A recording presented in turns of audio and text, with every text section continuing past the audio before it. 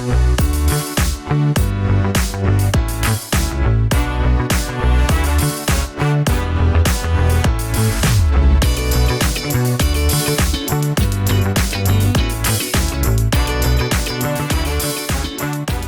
to the Hoof and Fang podcast. I'm Kirt Maz. And I'm Maz Maddox. And how are you doing? Busy and tired, but good. That's it? That's all we get? Yeah. Okay. I mean, that's it. All right. Dude, busy and tired, but good. Yeah. It's been a long week already, and it's Tuesday. Yep. Yeah. So it's just plugging away. And it seems like weirdly this year, just like weird, not normal things keep happening, like strange stuff with work, like people thinning out, and then like family drama with people's health. Yeah. And then like I told you about Shen this morning, like she lost her visa. Mm-hmm. So I'm like, what is going on? Like we're not that far into the year and I already feel like I've been like a bully's come over and just pushed me down. You know what I mean? 2024 is kind of a dumpster fire. Yeah. I mean, but nothing that's like really like in all encompassing flames. It's just like a little simmer. And I'm like, really, somebody needs to stomp that out before it gets out of control. But there it is. Maybe that's somebody's you. Yeah, maybe. Go stomp out some simmers. Yeah. I don't really know how to like fix any of these. Well, I guess the work one is the only one I really have any type of control over because I can leave, I guess. Yeah. But yeah, everything else is like just external stuff that sucks that I literally am totally helpless on. So I'm just sitting there being like, yeah, that sucks. I'm dreading it and I'm stressed. Right. But what else can you do? So yeah, that's Sit my life. quietly and wait for the house to burn down. Yeah, basically. And then like play with the ashes. I don't know. Collect the insurance and move on. Yeah, exactly. Start a new life. Yeah. Get some more cats. I don't know. So yeah. We'll see. Yeah, we'll see. We'll see. So. Maybe the end of this year will look vastly different than the beginning I hope so. of it. I actually realized too, earlier today, next month is my 6-year anniversary for publishing, my publiversary. Oh. And I haven't even started planning anything for it. I was like, oh yeah, it's going to be 6 years next month. What the hell am I supposed to do with that? Like, I should try to do something. I'm like, I guess I'll just add that to the pile. But yeah, it's like, I can't believe it's already April. Like we've just sprinted like mad people through this year so far. So yeah. It has seemed to move quickly. Mm-hmm. I'm not sad that winter went by quickly. Yeah. Hopefully it's done now. Yeah, I was about to say. But yeah, we like now that we're getting to nicer weather, if things could slow down a bit. Yeah, that would be fun. That would be great. If the sun comes out and everything just chills out, that'd be great. Yeah. So that's my week so far. It's poopy. How's yours?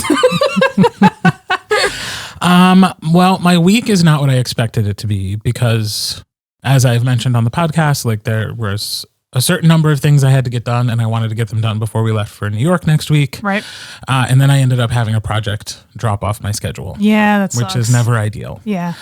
But it has given me time to kind of just take this week and like chill a little bit. Yeah. So I'm getting sort of a pre-vacation vacation. Like I have a little bit of work to do, but like I don't have to stress about it. That's nice. And so it's like, well, like I know it'll get done because I only have like 5, maybe 6 hours of audio to record all of this week and the 2 days before we leave next week. So it's like, okay. Well, I mean, if there's going to be a silver lining from a project dropping off, at least there's that. You can relax a little bit before you travel. I mean, money's nice too. Right. I mean, I do still have these podcasts I'm putting out and like trying to work ahead because I will be gone for a week. Yeah, for sure. But like I do have the time to get those done. I'm working on making a gift for my goddaughter's birthday next week. That's cool. Like, yeah. That's time that wouldn't have existed if I was working at the level I thought I was going to have to. Mm-hmm. So we find the silver linings. Right. But you know, it is also, I don't like when things change at the last minute. I'm the same way. My brain doesn't handle it well. And then there's the money factor, you know? Yeah. Because this is the life of a freelancer. Sometimes projects fall through and that income that you expected either goes away entirely or gets postponed significantly. Yeah. So, you know, that happens and that's awful. Right. You just got to try to be ready for it when it comes. Yeah. I was not ready for it. So we're going to make it, we're going to figure it out somehow. But yeah, it is a strange week for me to be like, I don't know, what am I doing? I guess I could go record for a little bit, but I don't really, it's not urgent. Watch, I'll end up putting it off so far that next Monday and Tuesday I'll be like, I have so much to do. Yeah. I'm guilty of that. I'm so guilty of that. My brain, that could happen. So something fun happened this week to certain people. Yes. To science nerds. Yes. Yesterday, parts of the United States were plunged into darkness when the moon rudely cut in front of the sun, like a Karen cutting in line at a busy Starbucks. We get it, moon. You think you're special? But solar eclipses are often used in comics and movies and books, like to kickstart some sort of like action adventure, paranormal situation. Right. So today we're going to fantasize about ways our lives could be improved with superpowers. Love it. As though like maybe the eclipse gave us superpowers. Oh, that'd be so cool. Who knows? Yeah. But here are the rules to how that happened. Okay. Which I get to decide. Love it. So you get to adopt the superpowers of an existing fictional character. Okay. From wherever you want. Okay.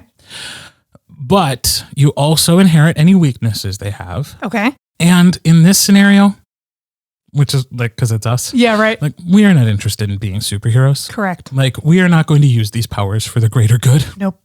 We're going to use them to serve us. Yeah. So, like, what powers would be useful to us in real life? Like, if you were going to get powers, but not use them for good in the world. Yeah. What would you want? So, we are going to go back and forth. Okay. I asked for a top 3. Have you broken the rules? No, I didn't. Okay. Yeah, I stuck with the rules this time. Yeah, this time. Right. We're bringing order to chaos. Yes. And we're going to list our top 3 fictional characters whose superpowers we would like to inherit. Okay. So would you like to begin with your third choice? Okay. So my third choice is Storm, because I want to be able to control the weather just so I can have sunshine whenever I want, because I live in Wisconsin now. It's like these long winters kick my ass so bad that I want to be able to be like, it's sunny now and I can just be outside and like, hopefully I can use it for not an egregious amount of time and just have like a day of sunshine and then let it go back to its normal flow. But I feel like my own weakness is I don't know if I would be able to restrain myself all the time. Right. Like I would be like, I want it to be fall now and it's in the middle of July and it just, now it's the leaves are suddenly like shocked and falling apart and all that good stuff. All the crops in Wisconsin are gone. Yeah. So I would be concerned about me having that power because I don't know if I could control myself, but I don't know. That's a good take. Yeah.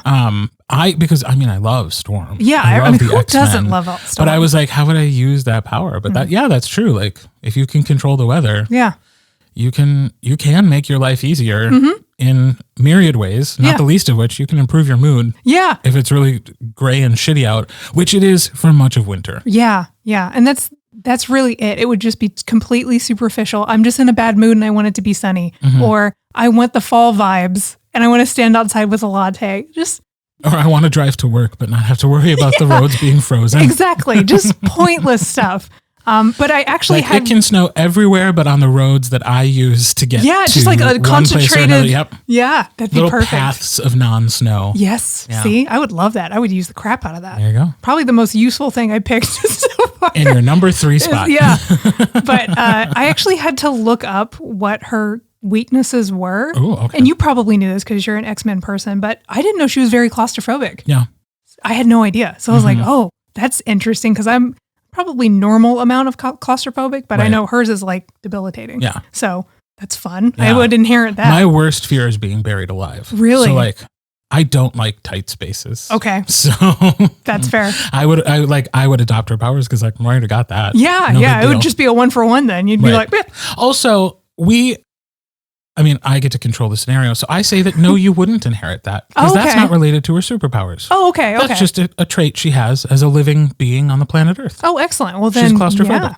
Yeah. If I get to skip that, even better. Yeah. Then the only weakness is my own inability to restrain myself from throwing weather patterns off of their, messing up the planet, basically. Strangely, tornadoes keep hitting the same downtown office building in Dallas. So weird. It's so weird how this same building keeps getting hit by tornadoes and lightning strikes. Guess I can't go to work today. That's weird. Yeah, well, the whole company shut down. Womp womp. Womp womp. In my third position is Sue Storm from the Fantastic Four. Ooh.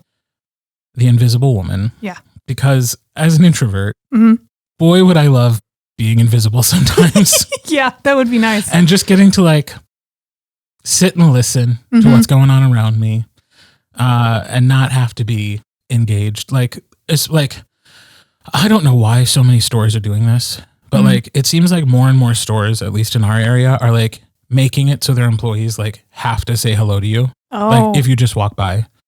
Like festival is like that. Yes. Like clearly somebody has said it is now part of your job to greet people, even if it's just a hello. I hate it. Leave me alone. Leave me alone. Store employees. I don't need that. Yeah. Yeah. To be able to walk to grocery shop invisible. Mwah. That would be great. Chef's kiss. Yeah. Just be visible at the very end for checking out. Yeah, I don't want to steal it. No. Yeah. You know what? I could steal it though. Why not? So I don't remember. Yeah. I mean, at this point, you know. I can't remember if her powers. So if you picked up like a basket, would that be invisible too? Like, is it anything she touches? I think in later versions of the character, her powers expand. Nice. Okay, cool. So that she can make more things invisible than just her. Plus, like, let's not forget the invisible shield. Like, shields that's a great fucking power to have. It really is. Like, I think it's underrated. And like, as a defensive power, like, that'd be great. Because like, I panic sometimes. It'd be nice to just be able to throw up a shield. Be like, no. Again, as somebody with anxiety, it'd be nice to be like, I would just feel safer if I was sleeping in a bubble.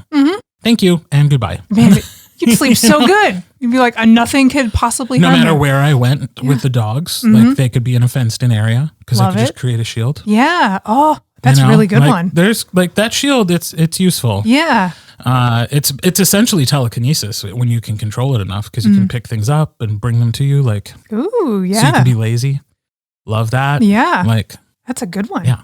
Yeah. Very nice. And in later versions of the comics, it's revealed that like her invisibility is actually just her manipulating the light around her. Ooh. And she learns that she can actually not only go invisible, but she can change her appearance. Ooh, that's a good one. Goodbye trying to lose weight. Right? Yeah. You're just like, no. Zoop. Yeah. Like, now I look like this. Thank you and goodbye. That's awesome. So yeah, that's my third place position. That's a good one for third place. I feel like that could easily be top tier. So. Well, I mean, it's top 3. Yeah. So fair. What's your number 2? Number 2 is actually a video game character. His name is Atreus. And he has the capability of learning languages really fast, like supernaturally fast. Okay. Just by either reading a couple lines or listening to it for like a day, he can pick it up and understand it and speak it. And I would love to be able to do that because then I could translate my own books and I could write for a totally different audience. Like I could expand my reach, write from like different cultural standpoints and things like that. So yeah, I would love that. Not just your own books. You could translate other people's books. I can make like, that could be your job. Yeah, for sure. This bullshit. Yeah. That you're doing now. Yeah. So that would be a good one. So not only would I be able to expand my stuff, I could just quit and freelance being whatever language you want. I just have to listen to it for a day and then I'm fluent. Amazing. Yeah. Are you good at grammar? No. But if you learn the language, are you good at grammar? I hope so. Does that come with it? I don't know. I'm going to say yes for the sake of this. Yeah. Why not? We get to make this up. Yeah, sure. Then yeah, I'm suddenly also not terrible at the written and spoken language. Right. The full understanding of the language, you would also get better at English. Yeah, hopefully. Yeah. Because right now I have to hire somebody to help me with that shit. But yeah, so that's what I would inherit. And then his weakness is mostly just hubris and teenage angst. So I don't know if that's more of just on his side. I don't know if there's necessarily a drawback for any of like learning the language, but I know gets full of himself pretty fast. So I'd probably get that way too, honestly. Well, I mean, if I am flippant when changing the weather, can you imagine if I was able to speak any language? So yeah. Yeah. Again, that's not really a bad, that's a character flaw. Exactly. To me, so I think they'd be okay. Yeah. I didn't really pick people who had like major flaws because I was like, well, that would be uncomfortable or inconvenient. No, thank you. Yeah. You know, like Superman, he's got that damn kryptonite. Right. Like, I almost picked him because I wanted the ability to be able to travel somewhere. But anytime I looked up a character that could travel in any type of capacity, the drawbacks were substantial. So I was like, no, they scare me. I'm going to do something else. Yeah. So my number 2 is from Charmed. Okay. The middle sister, Piper, has the ability to freeze time. Ooh. She can also blow shit up, which I would probably find useful. But ultimately, the ability to just freeze time and gain extra hours in a day. That would be nice. Like, yeah. Can you imagine something more useful to someone in real life. Yeah. To just be able to like, you know what? I'm an hour away from being done with work, but I would like to be done by noon. So whoosh, yeah. freeze time. Oh, that'd be great. I will work for one more hour, and then when I'm done, it will still be before noon. Thank you.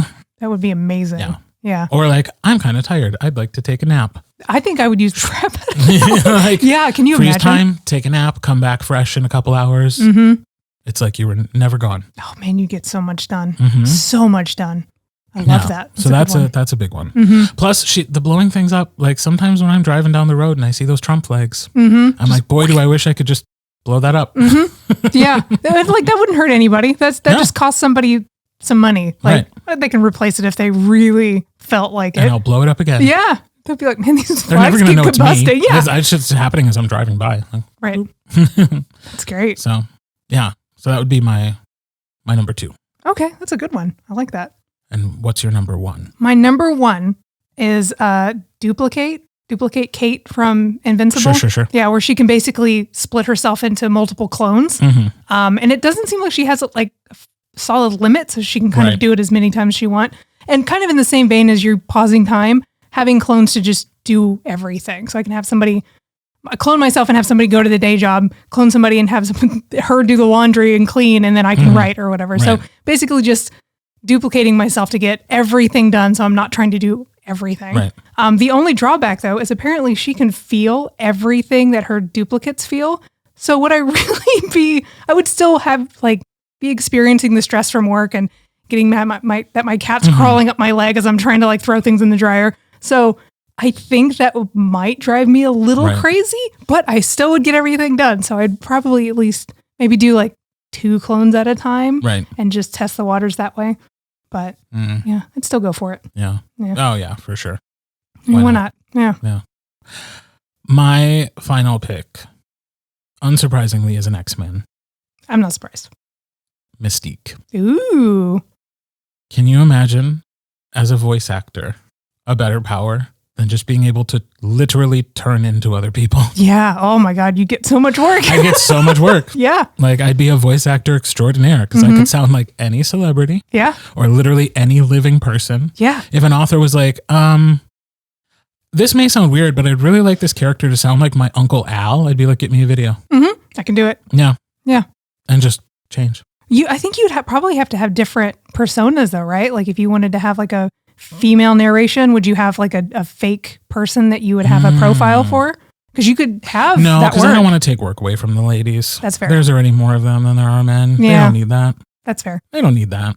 They can have their lady books. So you would just I just want to be very good at doing lady voices in my own existing work. There you go. And be one of those guys who finally has that really fucking deep voice that people seem to like.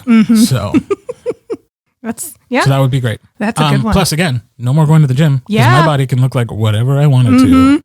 Love it. That's awesome. So yeah, that's top tier. I could not imagine for specifically me a power that would be more useful. Yeah. Than just being able to turn into other people and sound like other people. Yeah. Oh, yeah. That's a great one. Yeah. Good choice. A+. Thank you. Yeah. Good job on yours too. Thank you.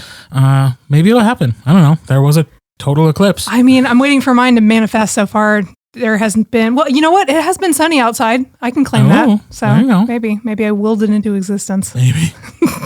Sure. Yeah, we'll see. We'll see. If you gained any powers during the eclipse, let us know. Yeah. We'd love to hear about it. Yeah, I'd ask you questions and demand how to get my own powers. Right, exactly. Yeah. Joining us today on the pod is author JP Rindfleisch IX. JP Rindfleisch is a writer, editor, and Twitch streamer with a penchant for the dark, strange, and queer. They are the author of the cozy queer fantasy Mandrake Manor, the co-author of the queer paranormal NRDS, National Recently Deceased Services, and co-author of the dark urban fantasy Leah Ackerman series. JP is also heavily involved in creating supportive communities for authors. Here is our interview with JP Rindfleisch.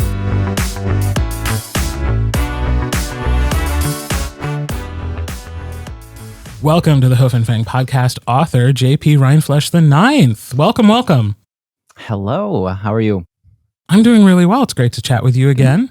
And now you get to also meet Maz. Yeah, it's nice to meet you officially. Nice to meet you officially as well. Yeah.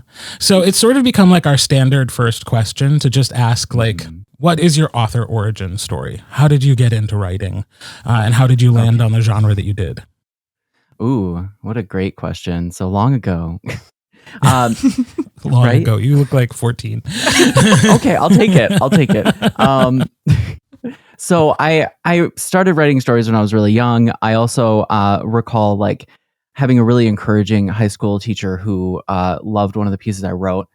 Went to college, went the science route, decided that was the thing I wanted to do. But I took a creative writing class. It was very heavy on literary fiction. And I was like, I just want to write cute stories about witches. That was my jam. So it kind of, my journey through that portion of my life was very focused on like, you're not going to make money as a writer mindset. Grew up in a small town. That was the thought. So I did got the degree in biochemistry, spent a long time in labs doing quality stuff and all of these sorts of things, listening to a ton of podcasts, slowly found my way into writer podcasts, listened to them day in and day out. And I was still going up the corporate ladder. And there was this one day that like, I still remember as like the turning point. And I had to take this class for a supervisory skills course. And they were like, write down all the things you don't have time for. And everyone else is writing, I don't have time to do laundry. I don't have time to watch my kids. And I'm like, I don't have time to do art. I don't have time to write. Like, I just don't have time to do any of this stuff. We had to go to the front of class. I'm like in my 20s. We had to go to the front of the class and say, I don't want to, and then list the things. And so I had to physically say, I don't want to write. And that made me so angry because I was like, that is incorrect. I've thought this whole time that I didn't have time to do that. So I forced myself to make that time. And I ventured out. I went to an event called Rock Apocalypse, which was in the basement of the Rock and Roll Hall of Fame. And I met about 14 other authors. We destroyed the world through radiation. And we created this like story world and we wrote short stories in it. And that was the first piece that was published. And so ever since then, it's been this like progression for genre. I have a kind of multiple genres that I like to stick my fingers in. But yeah, now I'm kind of in that like queer fiction realm. Well, if you didn't land there at first, where did you land when you first started? So I originally obviously did like apocalyptic, did some sci-fi. I have a series with a co-author that's a Leah Ackerman series that's like dark paranormal academy. And we wrote a female protagonist. And it was really, I started to realize as I was writing, and it was really with this series that like I had mostly been writing female protagonists because it was my secret code. You know, I could have a female protagonist that is coded as queer. Right. And so I had that character. And then I wrote a paranormal humor. I co-wrote that one with Jeff Elkins. It's NRDS. And we had a first chapter with an older gentleman who just talks about his husband. And then we had this character who was just ambiguous. And then I realized shortly after, I'm like, why does he have to be ambiguous? Why can't he have a relationship? And my co-writer was on board, fully present. So like you can see the progression in Nerds as to like when I decided to be just like unapologetically queer in my writing. And then now I have Mandrake Manor, and now I'm writing another serial as well that's just sort of more freeing for my own fiction that I'm writing. I love that. Yeah, that's really cool. And I also love that part of your origin story is you destroyed the world. Like that's just beautiful to me. Like you destroyed the world so you can play in it and write and do what you want to do. That's awesome. So one of the jobs that I was working at is radionuclear pharmaceuticals. And so I know a lot about like radiation. And so I was just like, well, what if I just bring this to the table? So it was like, I felt like I was able to participate because I was like, well, this is how you could destroy the world if something went off that, you know, did this mass radiation event. And so, yeah, I got to nerd out a bit. I want to dig into your science background a little bit. I know, same. Since we've come to it naturally. Yeah. So like what sciences were you interested in the most? What did you study? I wanted to be a doctor, but I have a degree in biochemistry. We love doctors. Doctors are great. Doctors. Our healthcare system is awful. Doctors absolutely. are great. Yes. No, 100%. I got a degree in biochemistry. I still had no idea where I was going with it, but I've been in like ethanol production. So I love like fermentation is fun, of course, especially if you're a home brewer and you know the science behind it. It's fun. Why not? But yeah, I a lot of like food sciences, and I had a short venture in pharmaceuticals, specifically with like radioactive pharmaceuticals that are injectables for like diagnostic imaging. Very cool. Right? That's really cool. Yeah. Okay, so I do want to talk about each of your books individually. Let's start with NRDS. Yeah. Because I'm particularly interested both in the premise and also the serialization of it. Yeah, that was, I wanted to pick your brain about that. Like from both because the story sounds amazing. Like you said, Ghostbusters and Brooklyn Nine-Nine, that's my love language. Like, holy shit. Right. But then also writing serials is something I've never done. So I'm deeply curious about it. And that's a complete one, but you are, you write serials like regularly. Yeah. Yep. So that process is also like new to us and we just want to know about it. For sure. Yeah. So Nerd started because Kindle Vella had just launched, and I had a friend reach out to me, and they were like, there is no podcast about this. There's no one really interviewing serial fiction authors at the time. So we created one. We ran it for about a year. It was called The Serial Fiction Show. And we interviewed up and coming authors that were using the platform, several of the ones who were like #1 on the platform, a couple of like celebrity people. So we got like a wide variety of like people coming into it and seeing like what their process was. During that process, we were trying to find people we knew that would want to come on the show or who were planning on doing a serial. And I'd reached out to Jeff, who I knew he's part of the community called the Dialogue Doctor community, which was a tangential community to a community I was in. And so I was like, man, this leader of so this many communities. I know I love author communities. It's like, if you get to know me, you'll know I have an obsession with communities. It's just, I don't know. But regardless, I was like, hey, person that if I have you on this podcast, like a lot of people probably listen to this. And he was like, I wasn't planning on it, but do you want to write one together? And I was like, yeah, of course I do. Like, why not? So we approached this with his love for the spiritualist movement in like the 1800s in the US, and my just witchy joy for just weird things to happen. And the intent was to make each other laugh. So as we wrote it, like the whole editing process and writing process was just like, what will make the other person laugh? And we just kept going at it week by week. We would release episodes. I released a total of 66 for the first book. We have a couple more that we're working through, but we've taken a little bit of a break on it.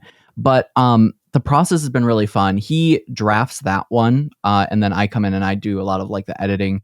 We planned out all of the 66 episodes together. We have like a big notion as to like what the plot points are and everything. So yeah, it's a really fun process. Yeah, that's even an added layer of difficulty, like writing a serial with someone else. Yeah. That would yeah. be tricky. Yeah. Okay, so there's that. And then Mandrake Manor, a cozy fantasy. Yes. Love cozy fantasies. Tell us all about Mandrake Manor. Yeah, so I really wanted to write this, like a love letter to Schitt's Creek, because for a really long time, I actually was like adverse to watching Schitt's Creek. I watched the first episode and I hated it. I don't know what it was. I just was not in love with hate it. Hate is strong. Well, I didn't really like it at first either. Like it kind of has to grow on you because there's such assholes at the first episode. It does get better as time goes on. Yeah. Oddly enough, I was immediately attracted to the assholes. I was like, these are my people. I love to finally see some asshole representation on television. Perfect White assholes. Something we've never seen on TV before. What a strange and new venture. Yes. So I get it though. It definitely got better in later seasons. Yeah, for sure. Yeah. And then I think I've watched that. I watched it on repeat, like the whole thing on repeat several times, and was just like, I am in love with this show. And like what it represents for TV was just such a great thing, because it showed a potential world where like homophobia just wasn't a thing. And well, I think that there are definitely places for that. It also just needs to be a place without it, and just to have that sense as to like what could be, and to have just unapologetic queer joy with no fear. And so I loved that. And I grew up on Charmed. Like Charmed was the thing. I went home and I would watch Charmed every day. I think I've watched that season I've watched season 1 at least like probably 100 times. Like I cannot so much. I'm just obsessed with it. And so I have like a lot of that like familial bond that they showed on the show, not necessarily behind the scenes, But but regardless, I really wanted Maz to is match those two confused. together. I mean, I'm sure there was drama. It was not my thing. I'm but sure there was drama. No idea. Yeah, no clue. Sorry. Yeah, that's fine. But yeah, so I just really wanted to kind of have that love letter to like Schitt's Creek and Charmed and Practical Magic. And so I created these three characters, and the three of them are representations of myself. So it made it really easy to sit into these different versions of them, because the main character, Matt, he's kind of the middle ground queer person, what you may call the quote unquote palatable queer person, which I still love him as a character. He has a lot of places that he's going to be growing into, especially as the story continues. But he really represents that centered place. And then we have Frankie, who is almost like this jokingly hypersexualized and kind of more effeminate queer person. And he gets really humbled really quick, and it's fantastic. But he has a lot of that sass and that sarcasm to him.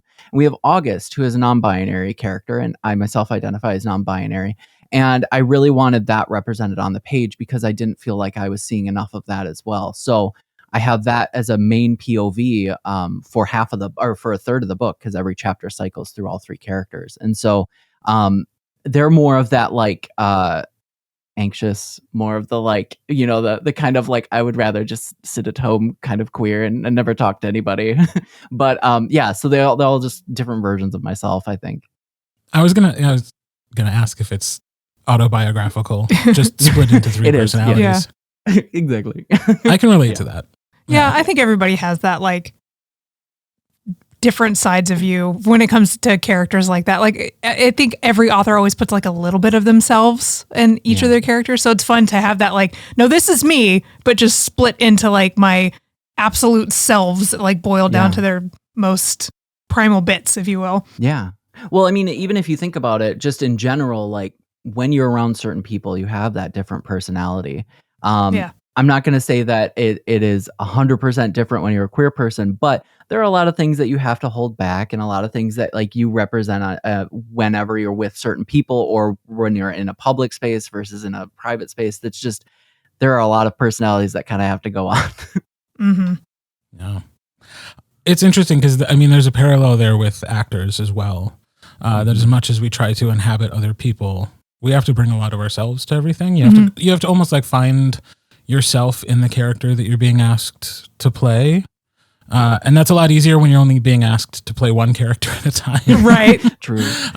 Narrators have to do sometimes dozens of people. Like all the little voices in our head have to come out and play together. So like I relate to that on a probably very similar level. Yeah. No. So what serials are you working on now, and how do people access them? So the one that I'm currently working on is called Mosswood Apothecary. Still another love letter to Schitt's Creek. I think everything will be at this point. But also my love for Miyazaki movies. So Princess Mononoke has a lot of influence on this one. And also my love for like Full Metal Alchemist. So this story centers around one single POV. And they're an alchemist, botanical alchemist, venturing off into the wilds, and they meet somebody along the way, and it's just a lot of like more atmospheric, that sense that a lot of Miyazaki movies have, where there isn't a lot of high stakes going on. There might be like some big world event that may or may not be happening, but it's sort of like in this moment, what is happening and how can I like feel my full self in this moment. And that's really what I wanted to represent in these ones. So it's a really fun, a little bit of, I guess you might call it a slow burn, but I still think there's a lot of action that happens in it. And you can access it through Kindle Vella. Also, I have like on my own website and through Ko-fi as well.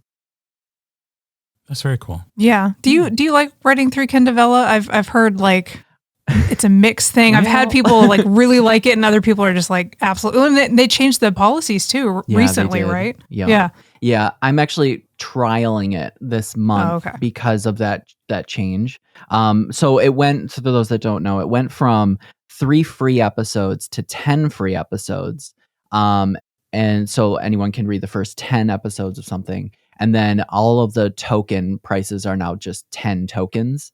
Prior to that, it was based on word count. So if you, for example, had 5,000 words, it would be 50 tokens. And the expectation now is that like you can't go back and change it. So a lot of authors are really frustrated about that because now they have a release of like 7 episodes that may be way more than what 10 tokens is worth. That's now just freely available. And I think I might have lucked out a little bit. I would say that I'm kind of like in that like middle or low middle ground for authors on Kindle Vella, but I had a lot of flow that comes through to Mandrake Manor. And I kind of lucked out with a Facebook ad that grabbed in some attention for that. But because you're able to, one, it's not exclusive. So that's a plus. It's not like KU.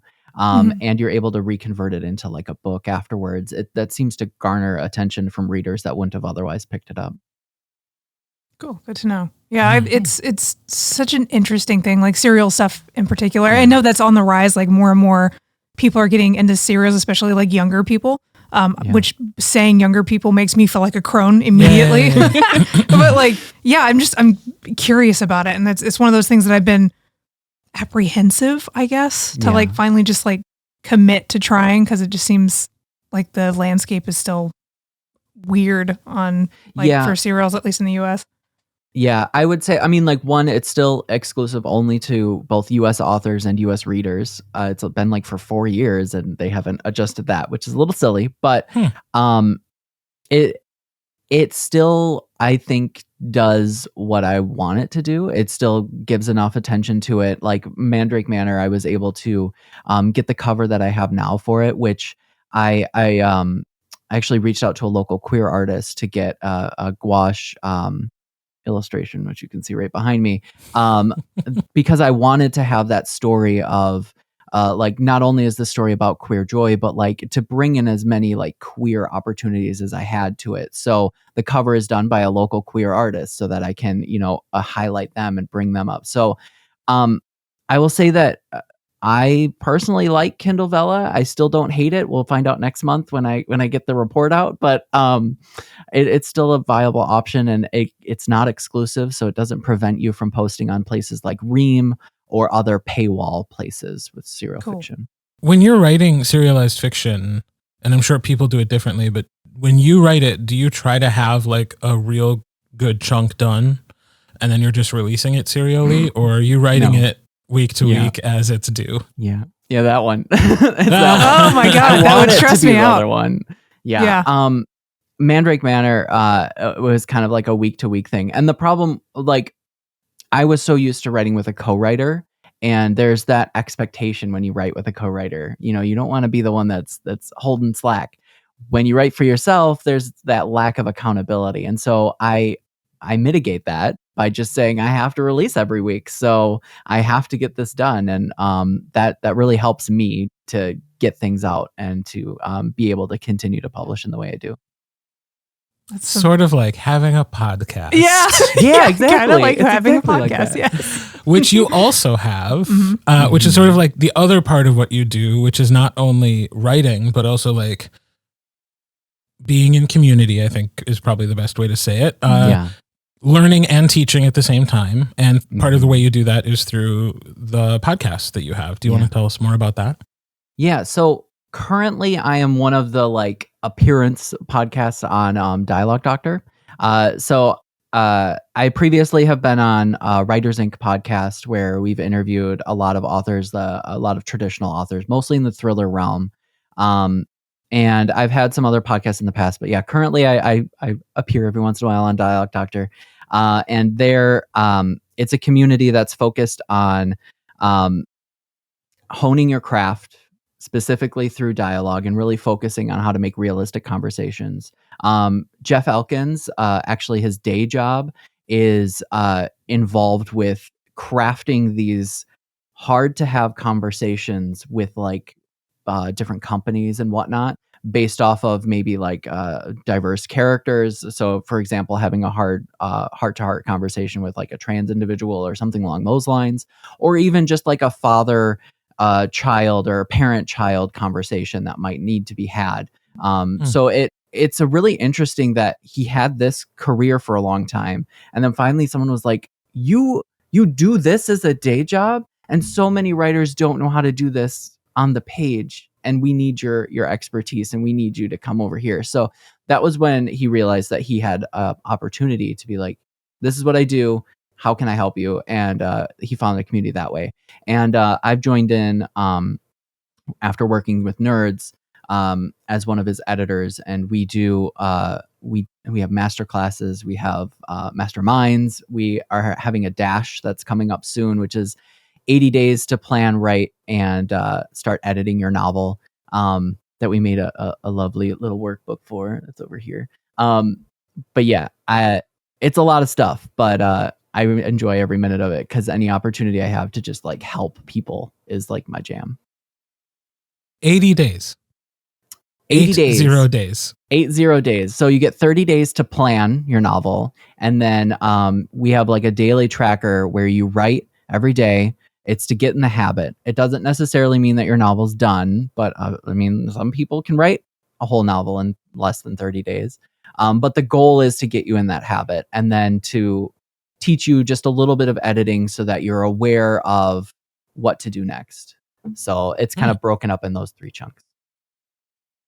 I kind of love that. Right? Yeah. Like I'm struggling with getting my ass in the seat recently. So I'm making it up, like, check out the dash.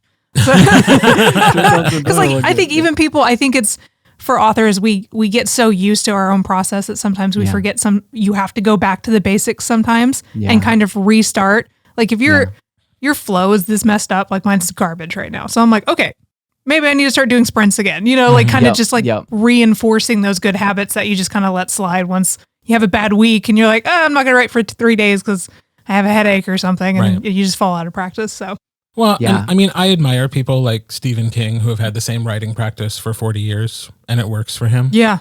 But like my experience as a creative and working with other creatives is that over time, what we need changes. Oh yeah. Yep. And so 100%. You can have something that works for you fabulously for 6 months. And all of a sudden that thing that you were doing that was great suddenly isn't the thing anymore. And you have to examine what other modes of operating there are until you land on something that works again for you in that moment. Yeah. And it's not always a static thing. Yeah, we go through seasons. That's one of the things that I like about being part of these communities is like, for me, I never want to be in a state where I said I've learned it all. I want to be in a state where I'm constantly learning new things. So like, even in this community where I might be one of the people who is teaching something, I'm more than willing for you to be like, this doesn't work for me, or I do it this way. And I'll be like, awesome. I want to learn what you're doing because then I want to adhere it and learn a different way to do it. And I would never want to be in the state where I'm just like, I know everything. Hello. That is such a valuable lesson to learn early on because you can take on too many ways of doing things and think that you have to do them all. And then realize years in that like, oh, actually none of that actually helps me. I mean, I learned early on from Joel Frumkin, who's a really good friend of mine and a mentor. And like he gave me a lot of the ways that he examines characters and information that he asks from authors. And I just kind of followed his model for a long time before I realized like, oh, actually, this isn't processing for me the same way it does for him. It doesn't actually help me. So both the author and I are doing a lot of excess work that doesn't need to be done because this isn't my process. I tried to adopt someone else's process and it just, it works for him. It didn't work for me. Yeah, that's fair. Yeah. So breaking out of those chains is a really good thing for anybody who's starting their creative journey or just on their creative journey. Yeah. Jesus Christ. It is a journey. Yeah. What that reminds me of is like making sure that you take those moments to stop and just ask yourself, like, is this right? Because so often we're just going and we don't really stop and think like, am I doing the right thing? Or am I like using the right tools that I have? And like, you need that moment that like, put it in your schedule. Just be like, pause, take a moment, think about the things that you've been doing recently. And like, is that what you want? Because if it's not, then maybe you should recalibrate and look at like, what should you be doing? Yeah, it's important. I like we just get swept up. We get so used to it that it's really hard to have that self-aware moment of being like, this isn't working. This is broken. Let's figure out why. If you can. Right. Yeah. Sometimes there's not a great answer. Sometimes you need to take a class or something or get like a professional to be like, hey. I was going to say outside perspective can be so helpful as well. That's such a big, that's a big one. Even if it's just to reinforce what you already know, it's helpful. Yeah. Yeah. Sometimes you also need somebody to be like, no, it's working. You're just second guessing yourself or like, it just because you've been doing the same thing for 3 months and it's still working doesn't mean you have to change it. The self-doubt creeps in. Yeah. Like, oh, am I any good? Does this suck? Yeah. Do I suck? I mean, authors and narrators, we're both very isolated in the work that we do. So, so that outside feedback from somebody who actually knows what they're talking about. Yeah. That's the big one. We're not going to go into the rant on reading reviews. Yeah, don't do that. Not here. Don't do that. I love reading my reviews. Really? Oh, God. I am so alone in being somebody who just won't touch them. Yeah, no, I'm with you. I can't. I'm too sensitive. Like I'll see one negative one where they're like, it was okay. And I'm like, I'm a fraud immediately. I mean, like I will admit, like sometimes I'm just like, oof. Or like the reviews without any commentary. I'm just like, what do you mean? Like, why was this the star rating? Can you tell me a little more? But I always look at it like the things that I publish are similar to visual arts. They're not going to please everybody, and I'm going to eventually find the right people that I want. I'm never going to commit to making hotel art. I'm going to commit to making something that is going to make people feel. And if they feel angry about it enough to leave me a 1-star review and complain about the fact that I used the wrong grammar for one character because they didn't understand that they, them pronouns are, a thing. I think it was all coded. Then, hey, I incited anger and other people might see that and they might be drawn to it or they might steer away from it, but I will find the right people regardless. Yeah, I like that. You also wrote a book about writing, The Story Hypothesis. Oh, I did. Yeah. Yeah. What's that? How was that born, and who is it for? Why? So I had started taking on clients. I understood, or I took a class from one of my mentors called the 3-story method, which is a simplified version of Story Grid for anyone that knows that. It's basically very simplified story structure where every story has a choice consequence or a choice conflict and consequence. And you can break those down into chapters, into scenes, and you can expand it up into an entire series. But it's those basic 3 premises. So I started taking on clients and I started to realize that there was just something that was what is the motivation of the story overall? And how can we really hone in and focus on that? And constantly people would say oh, my theme is blah, blah, blah. And it just didn't make a lot of sense. And there wasn't it would be my theme is about love. And I'd be like, great, but what about love? Because, The Fault in Our Stars is about love, but I'm not going to recommend that over, something else because that's a tragedy. So a story hypothesis really focuses on how making stories resonate through theme by creating a simple formula that is a character's initial want, drives them to their true need by developing this tertiary need. It's all about characters' needs throughout the story, driving a theme overall. So, for example, in Mandrake Manor, a lot of the primary focuses is this understanding of who we are because they're just learning that they're new witches. They need to protect the town that they're in, and there's a lot of affection that's involved in it. So those are my 3 core needs. And so by means of understanding who we are, we can truly protect the ones we love. So I'm hitting all 3 of those needs. I now have a story hypothesis that I can drive my story through. I can play with moments where we don't understand who we are, therefore we can no longer protect people, or because those are kind of how stories flow and ebb and flow. So you can take a scene or a moment in a story and you can take this hypothesis and ask yourself, is this a scene I want to reflect where people maybe, can't protect the ones they love? Well, why can't they? Well, because they don't understand. I can go back to my hypothesis and I can look at why the scene works, why the scene doesn't work. all of that came to be because I was having these conversations with people and they got really mad that I didn't have a book about it. So I was like, fine, I'll just make one. Here you go. But yeah, that's ultimately it. It in a nutshell. Yeah. So you said you take on clients. Those are writing clients? Yeah, I do. Yes, that is correct. So if there's a baby author out there or an author who just needs a jump start, how do they get in touch with you? They can check out my website. I'm so sorry. My name is word salad, but it's JP Rindfleisch IX.com, which is JPRINDFLEISCH IX.com. And you can also check that out in the show notes if you don't want to listen. That's probably for the best. Well, thank you so much for taking the time to chat with us today. This has been just lovely. Thank you for having me on. And we look forward to having you back at some point in the future, because I have a feeling we're just scratching the surface of all the things we could talk about. I was about to say, for sure. You're going to have to make a second appearance. Excellent. We could talk about animals. Yes. I'll say maybe you'll be a special guest for that. Oh, yeah, that'd be fun. Yeah. So I feel like we barely scratched the surface of all the things we could talk to with JP. So we will definitely have to have them back. Chat more about serialized stories and writing cozy fantasy and all the wonderful things that they're up to. If you want to learn more about JP, you can check out our show notes for all the ways to connect with them.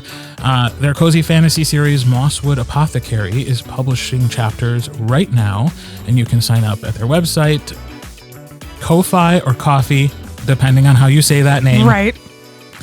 Or through Kindle Vella. And the show notes is also where you can find links to our Facebook, Instagram, Twitter, and TikTok profiles. You can also find us on Patreon by searching Hoof and Fang. And the more subscribers we have, the more content we will create. So please help us spread the word. And we will be back next week with an interview with author Chloe Archer. We'll see you then.